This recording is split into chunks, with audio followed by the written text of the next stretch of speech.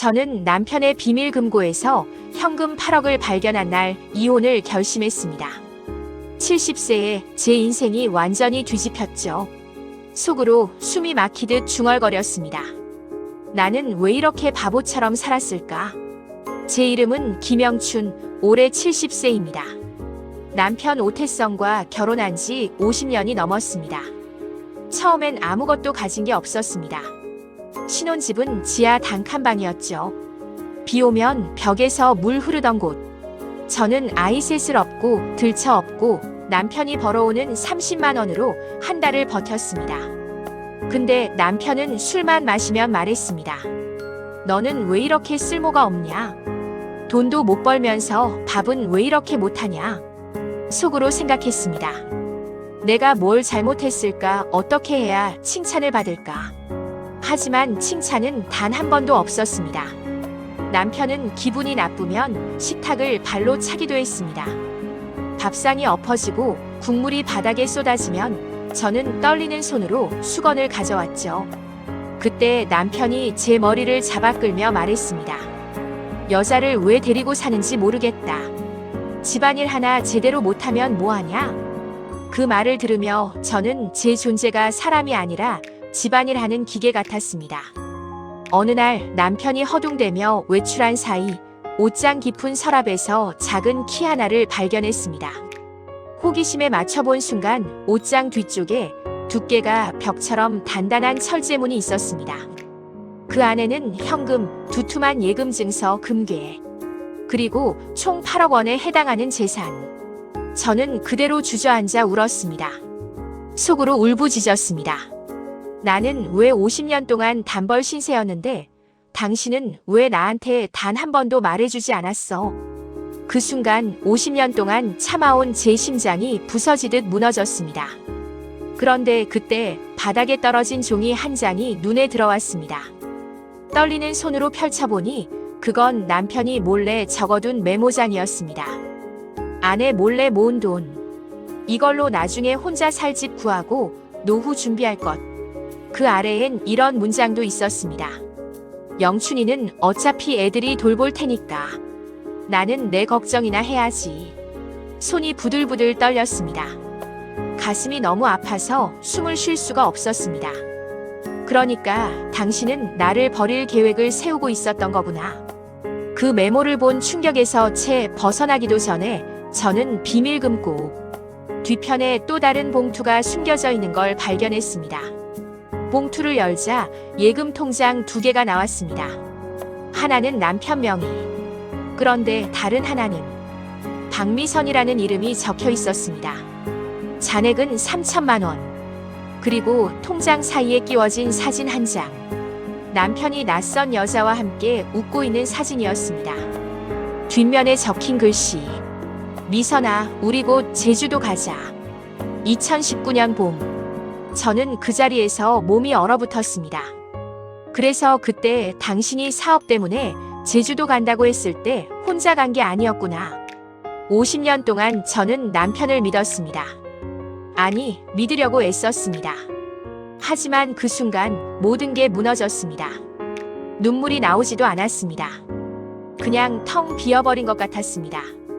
저는 떨리는 손으로 새아이에게 연락했습니다. 큰딸 수진이는 얘기를 듣자마자 펑펑 울었습니다.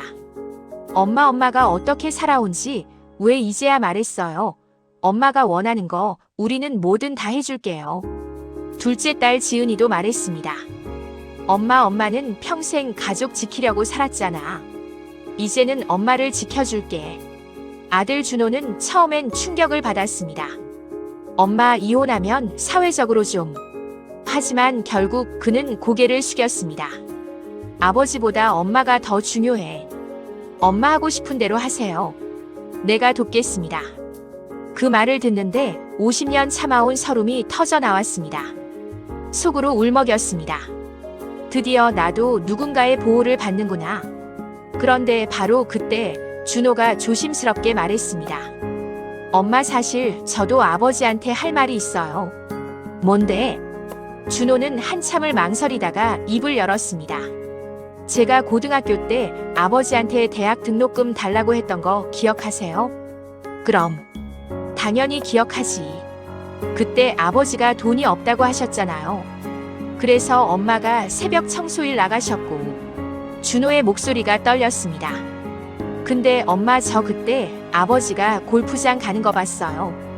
친구들이랑 술 마시고 고깃집 가는 것도 봤어요. 저는 숨이 막혔습니다. 그걸 왜 진작 말 안 했어? 미안해요, 엄마. 저도 무서웠어요. 아버지가. 그 순간 깨달았습니다. 남편은 저만 학대한 게 아니었습니다. 아이들도 그 공포 속에서 살았던 거였습니다.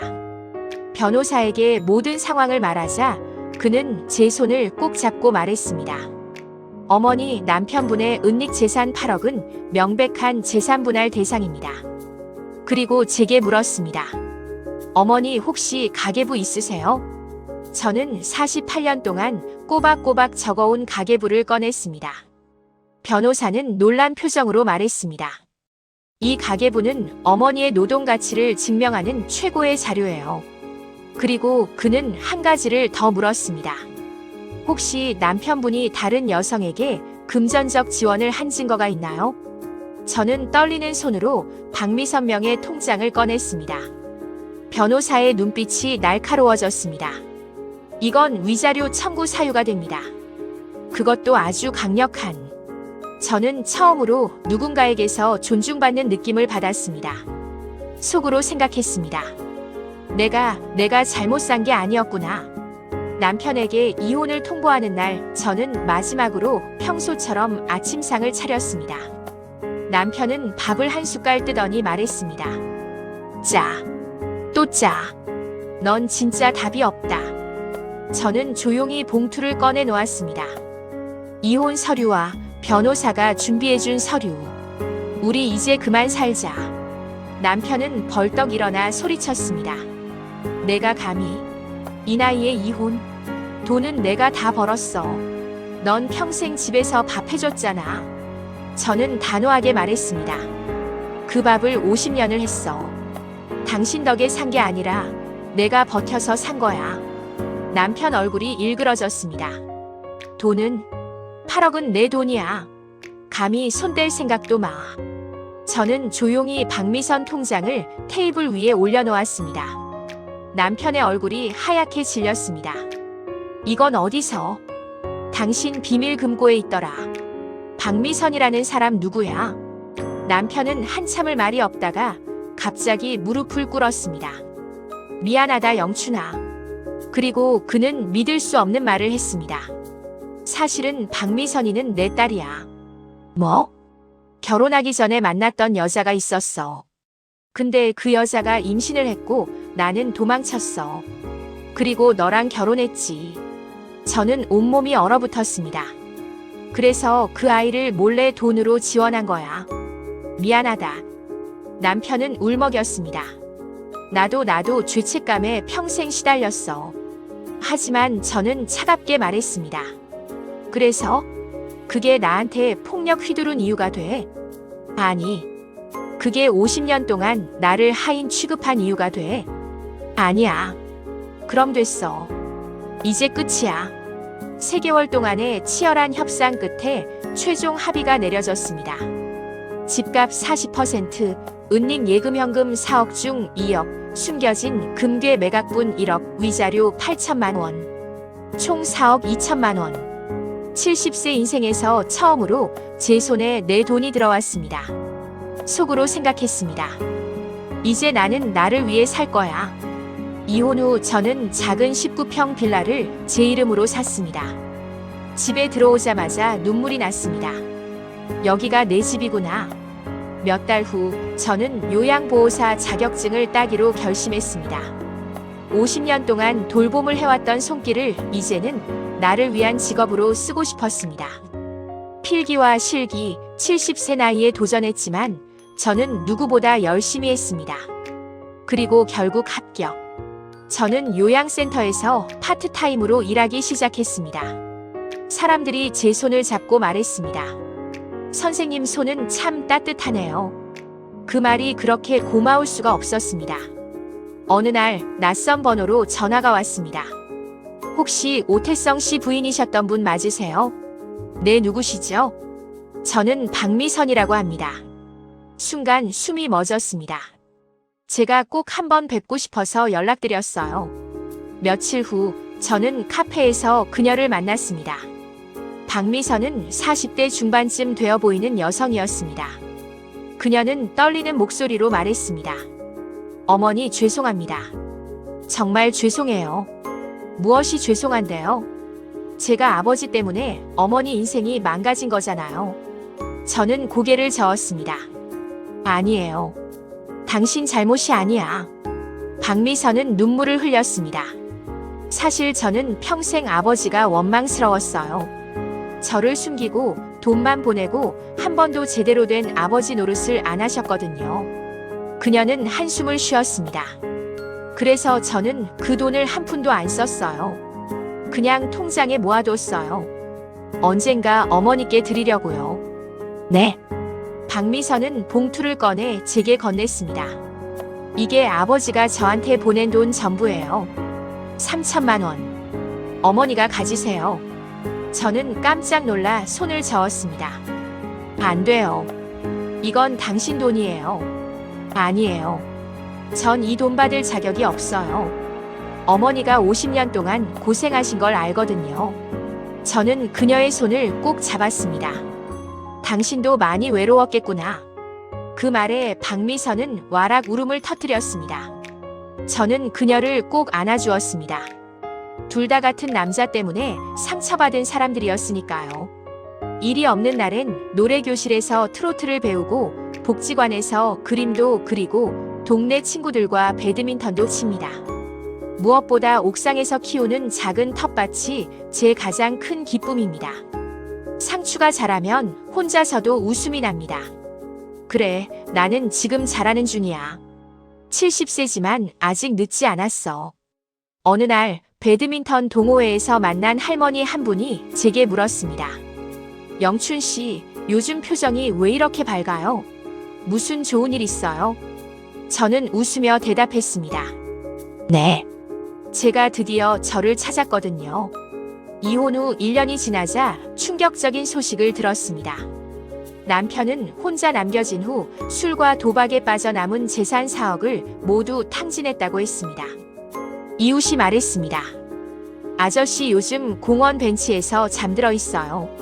집도 팔아먹고 정신이 없대요. 그 말을 듣고 저는 잠시 마음이 흔들렸습니다.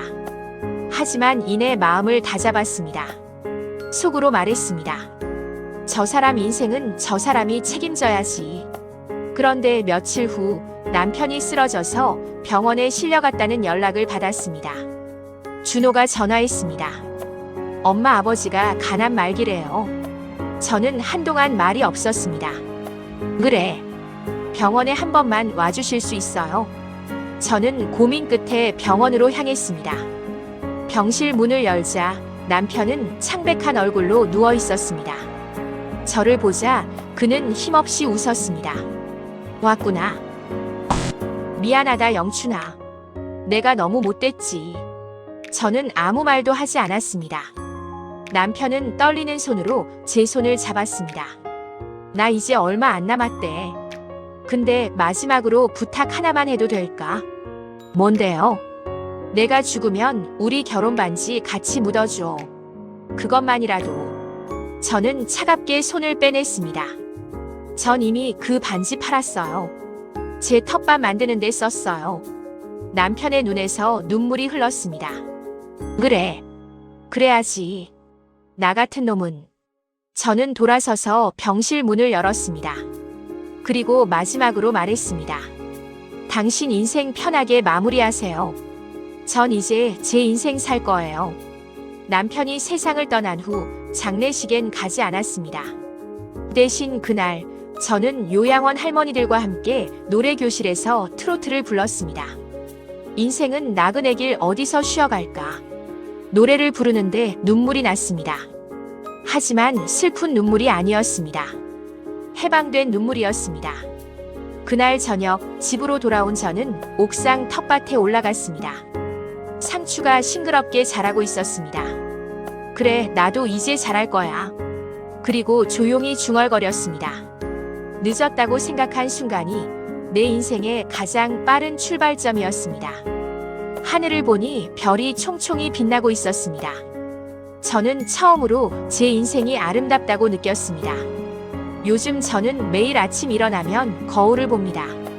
그리고 저에게 말합니다. 영춘아, 오늘도 고생했어.